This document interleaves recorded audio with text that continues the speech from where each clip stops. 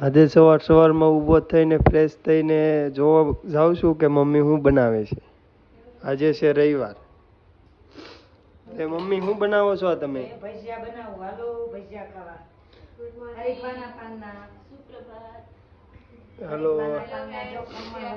આ ખમણ ખાવાના છે. આમાં મમ્મી ભજીયા બનાવે છે.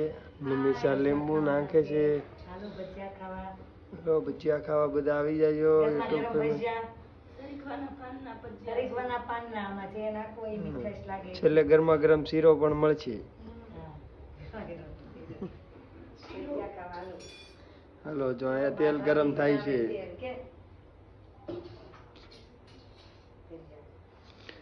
આ રૂમમાં તો હજી મારો ભાઈ સૂતો છે.